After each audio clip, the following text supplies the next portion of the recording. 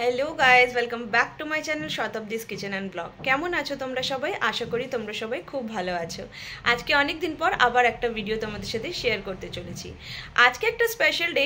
আজকের পর থেকে প্রায় অনেকগুলোই ভিডিও তোমরা দেখতে পারবে, বিকজ আজকে আমরা যাচ্ছি কোথাও। তো কোথায় যাচ্ছি সেটা জানার জন্য কিন্তু এই ব্লগটাকে পুরো দেখতে হবে। আর বেশি আমি সাসপেন্স রাখবো না, অনেকেই জানে, আর যারা জানে না তারা কিন্তু আমাকে প্লিজ কমেন্টস করে এখানে জানিও যে আমি কোথায় যাচ্ছি। তো এটা বলে রাখি, আশেপাশে কোথাও যাচ্ছি না, একটু দূরেই যাচ্ছি। তা এখন আমার ঘরের অলমোস্ট সব কাজ হয়ে গেছে, প্রায় সকাল 11টা বাজে। মেড এসে আরেকবার কাজ করবে, যেহেতু ও একটু দেরিতে আসে এখন। তো এখানে দেখো, দেখতেই পাচ্ছ, আমি তোমাদেরকে দেখিয়ে দিই।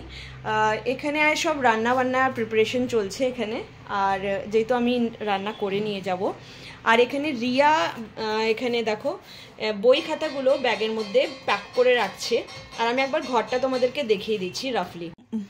মোস্টলি সব জিনিস এই বেডের উপরে রাখা, আরও কিছু জিনিস রাখবো এখানে। আর এই দোলনাটাকেও ভিতরের রুমে শিফট করে দিয়েছি।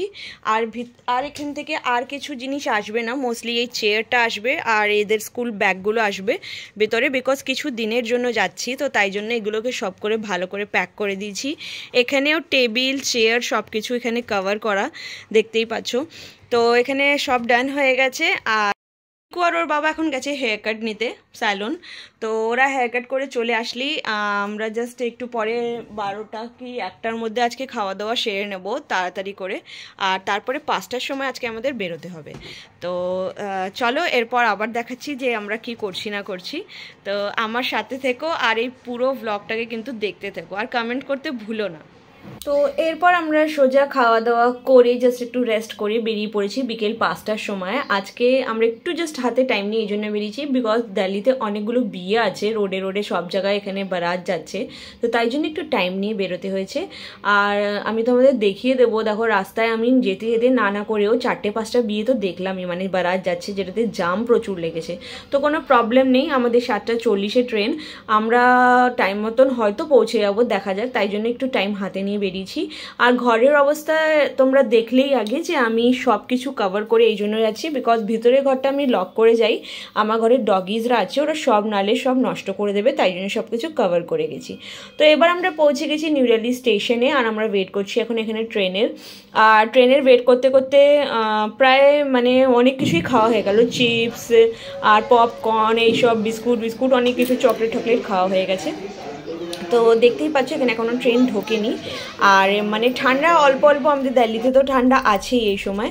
এরপর আমাদের ট্রেন এলো, আর আমরা দুরন্তই করে যাচ্ছি আজকে। আর 7:40 একদম কারেক্ট টাইমে ট্রেন ছেড়ে দিয়েছে এখানে। তো আমরা এখান থেকে তো সব প্যাক হয়ে গেছিলাম, বাট আমরা যেখানে যাচ্ছি ওখানে কিন্তু একদম কোনো ঠান্ডা বেশি নেই। তো বাচ্চাদের খিদে পাচ্ছিল, তো রাতের খাবার এখনও দিয়ে যায়নি দুরন্ততে, তো তাই জন্য আমি ঘরের থেকে কিছু একটু বানিয়ে এনেছিলাম, যেমন পরোটা, আলুর তরকারি, আর এখানে এনেছিলাম কিছু এই কালো চানা, যেগুলো আমরা এখানেই বানালাম, মানে পেঁয়াজ টেয়াজ দিয়ে। ওগুলো খাওয়ার পর ঠিক 8:30 নাগাদ বাচ্চাদের খিদে পেয়ে গেছিলো বলে তো আমি নিজের ঘরের রুটি তরকারিটা খুলে নিয়েছি।